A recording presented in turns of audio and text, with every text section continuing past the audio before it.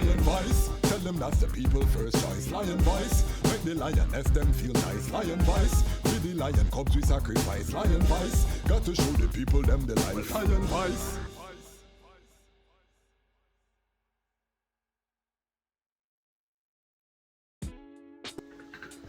Greetings in that divine name of His Imperial Majesty, Emperor Haile Selassie I, King Rastafari. Glory and honor in the name of his chosen queen, Empress Waziri Menen. Balance. My name is Kwasi Bansu, aka Dejazmatch Kwasi, aka the Reading Ras, aka Ras Kwasi, aka the Pan-African Happy Man. I gave myself the last name. And I am an entertainment attorney, I'm an author, I'm an artist, and I'm an actionist.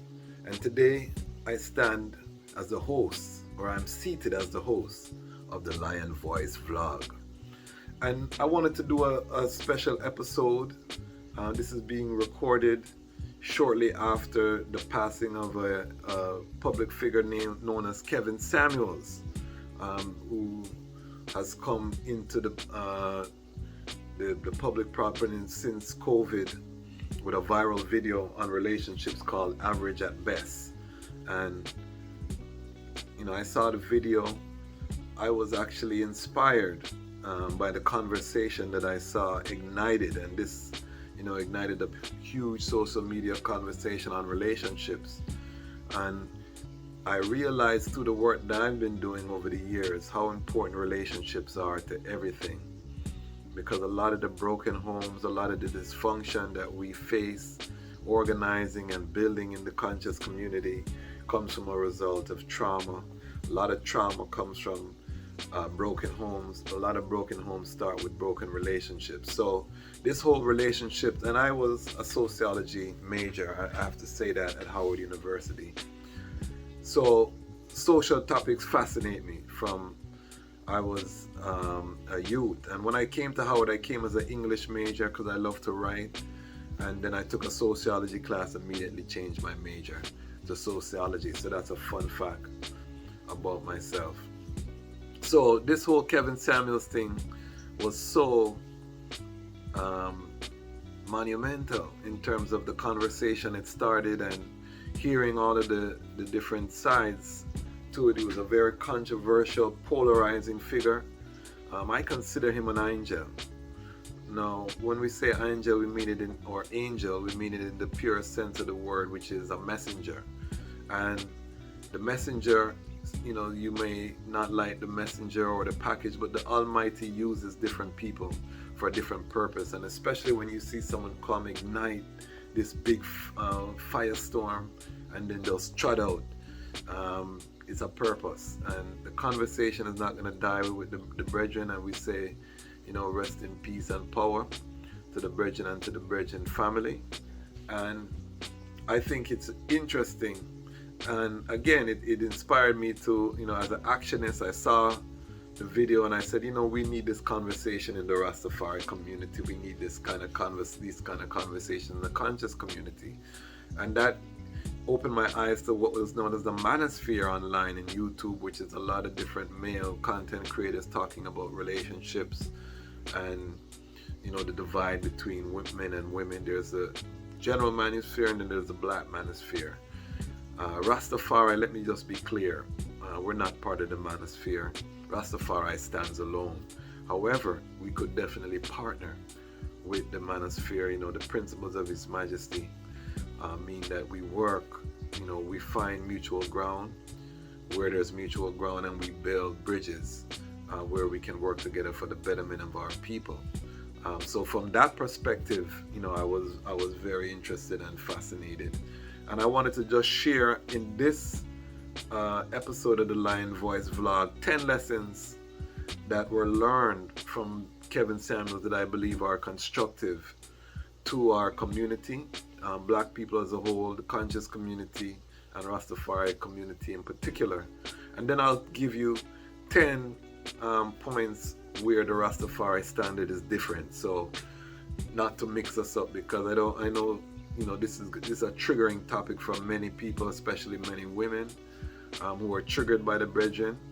But that place of uncomfort is important for the community, because the status quo is not working. And the stats, one of the things that I've full joyed about the Brethren was the stats, and introduce I to blackdemographics.com, and just looking at the different stats as they impact black people and the data, and knowing how serious our situation is in terms of 1 in 4 black women will be married, how many children, black children, are born outside of the institution of marriage, and these things which are not good for our community. So the reliance on the data, and how many more women than men. So again, we'll get into some of that.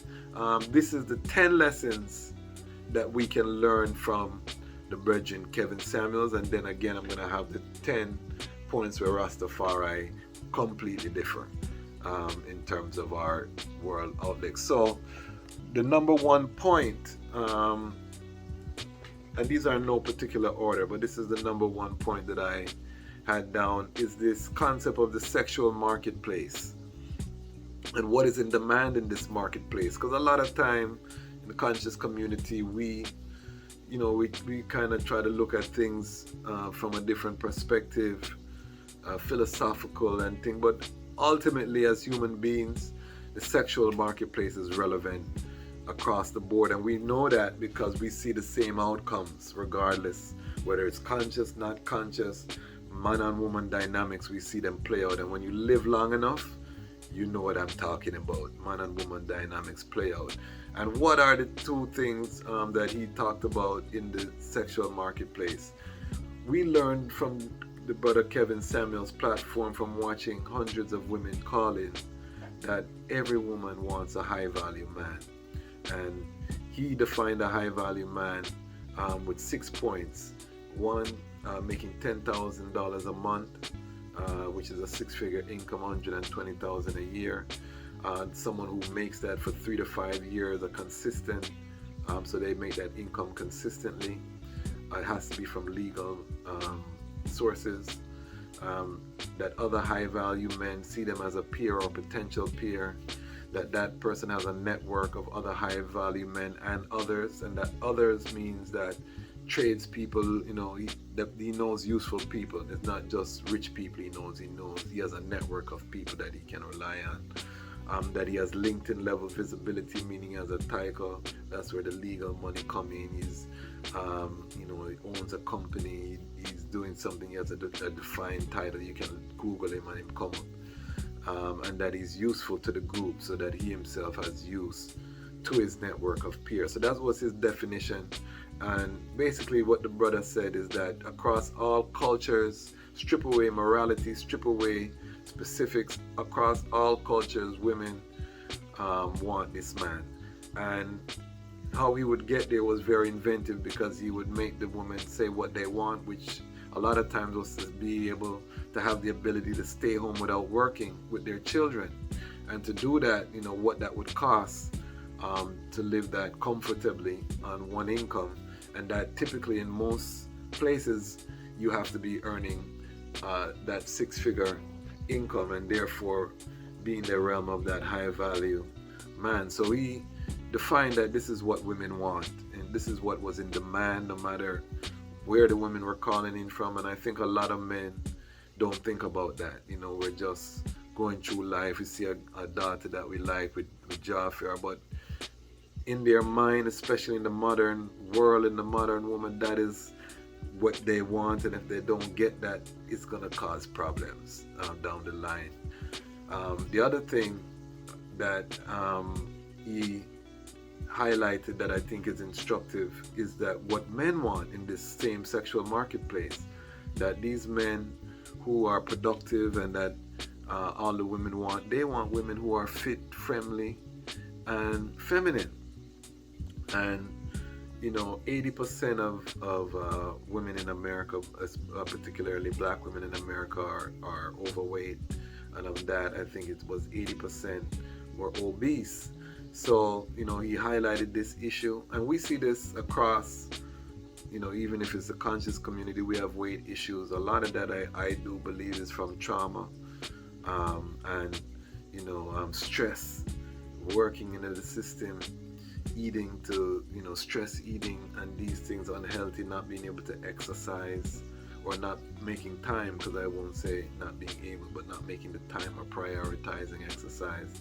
So this is a huge issue in terms of our women. And these women, even though they don't fit this criteria, they still want these high value men. And that was one of the main things that ignited people, and that was a trigger point.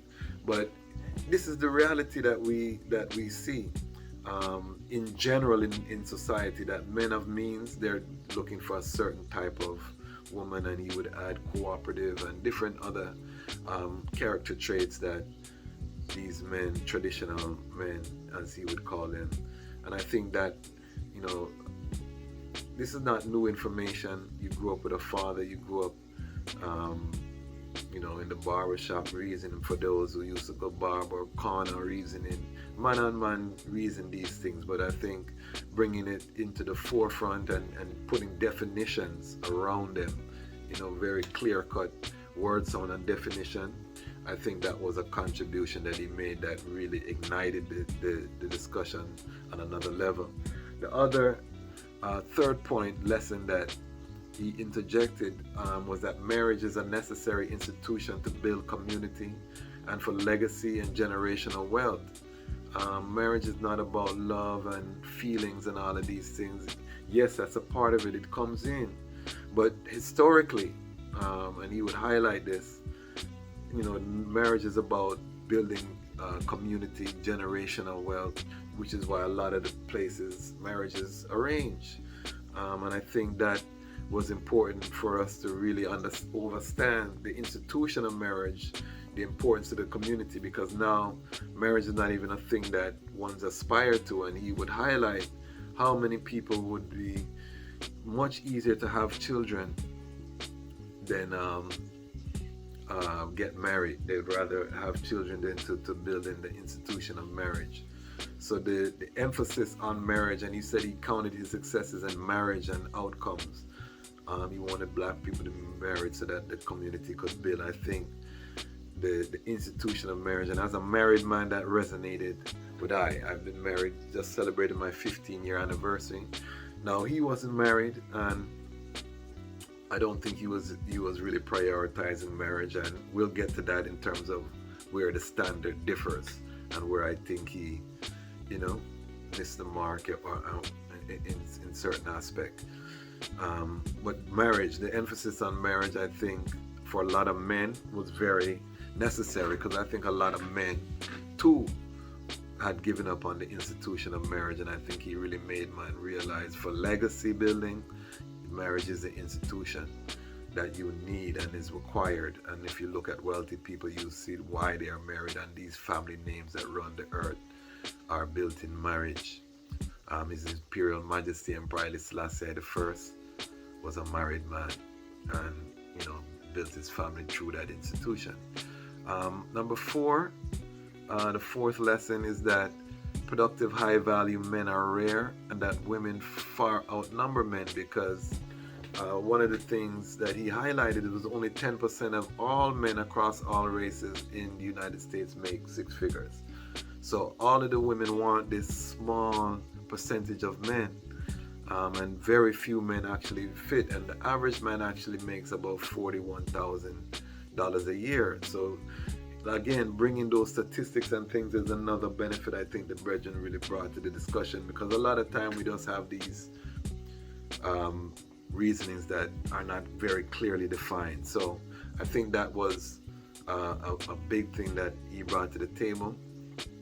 Another talking point is that men want women generally that are single and childless, and because of that, the men who have high value, they want to start a family, typically with their own lineage. They don't want to deal with someone who have a baby father, and this thing, marry before you carry. He spoke about that. We'll talk about again the Rastafari, how Rastafari may differ, but generally speaking, highlighting that point, I think, brought value to the conversation, to make people think about not just being so quick to lay down with someone and to have a child with that person if you're not going to build within the institution of marriage. That bringing that to the discussion, I think we had normalized these things too much, and we'll talk about certain nuance in terms of Rastafari, because we know His Majesty married Empress Menen and she had 4 children already. So we'll talk about the nuance when we talk about the Rastafari standard, how it differs. Now let's talk about the Rastafari standard. How does Rastafari differ? I'm going to give you 10 ways that Rastafari differ. First, number 1, Rastafari, Haile Selassie is the Almighty. We put the spiritual, Irish morality, a Pan-African mindset is a priority over high value man, over all of these things. Everything can come. Seek ye first the kingdom of the Most High, and all things shall be added. So that's where we would start any reasoning as Rastafari, and that would differ from his strict sexual marketplace. But over that now, you have to overlay the general principles of sexual marketplace, evolutionary biology. But in terms of an enlightened Rastafari mindset, number 1 priority for us would be the spirit or the Irish, His Majesty, morality, and again that Pan-African mindset. Number 2, this is for real Rastafari. I'm not talking about the boogie dread them. We're not talking about the fashion dread them. We're not talking about the sexy dread them and all them different man where deal with, is more of a fashion. Them not really live His Majesty standard. We're talking about the ones who really look to His Majesty as the standard. Number 2, Rastafari emphasis on word sound. The brother Kevin Samuels word sound. A lot of it was entertainment value, but a lot of it, we would cringe as Rastafari to listen to a brother, talking about some of the word sound. He would say men cheat, and he would do it to provoke response. He would clarify and talk about exercising of options and that there needs to be some dialogue, and rules associated with your partner, and he doesn't advocate lying, but he would like to use the word cheat again because it would go viral, I know, but we as Rastafari could never advocate cheating. The word sound, upon your queen, no, you can't do that. It don't make no sense. You'd also, when he was making jokes or he was roasting, people would say, I'm going to hell, and thing like that, and hear a man say he's going to hell as Rastafari, it don't sit right. So that is one thing that, when we watch the platform, we would disagree with his use of word sound in articulating some of the points. Doesn't take away from, again, the core message, but these are the things where the standard differ, and why Rastafari, we are a peculiar people, and we stand alone in terms of not being part of the manosphere, but being part of the Rastafari kingdom or nation. Number 3 difference is single and childless. For Rastafari is not an absolute. Again, His Majesty married Empress Menen. She had 4 children already. Now, here's where the nuance comes in. She had 4 children. She was really a victim of child marriage. So His Majesty is not that he's going out to look for someone who has children. But again, what we would learn is that when the Irit shows you that this is your queen, because according to the history as it was written, they had a report. There was that electricity that Lijayasu noticed and then arranged the marriage, but it was because His Majesty and Empress Menen had that vibe. So you never know who the Almighty will send.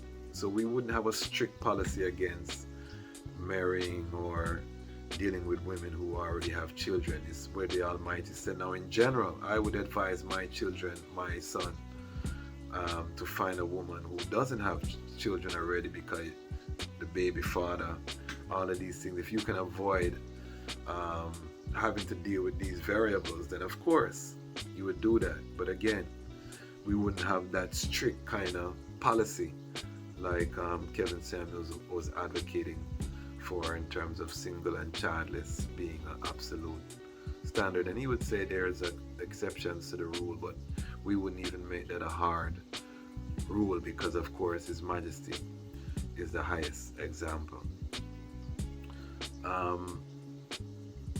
4, one of the things that we would differ is the Eurocentric system.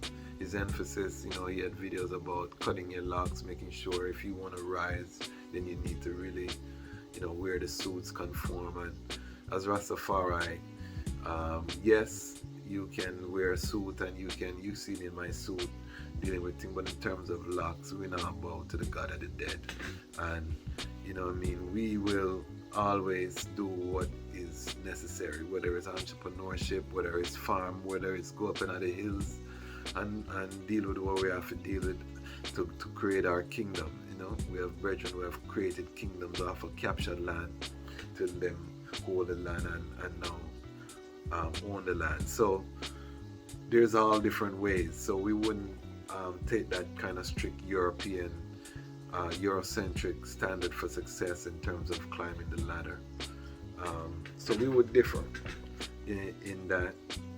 But this is, again, all nuance in terms of the basic message. There's more similarities than difference. Number 5, Rastafari, we burn the sugar daddy and the use of escorts and them thing there. Kevin was an advocate in terms of high value men having these contracted relationships, in terms of saving time and thing. We would just say use your discipline and focus, because once you get into all of these irates that are not in alignment with, again, the morality, the Pan-African, the irates, once you introduce these energies, you leave yourself open. Your heretical security is critical, and from your doubling of them sex worker lifestyle, you open yourself up to diverse spirits and diverse energies. And the brethren in his passing was found with a woman that he did not know very well, a Spanish woman who was there, and different energy. So in your passing moment, you weren't there with someone who you love and who you held in that high esteem. Just the whole heap of woman business. We would disagree with that. Again, we would have burned sugar daddy, escort, them thing there. Lava. Iron Vice.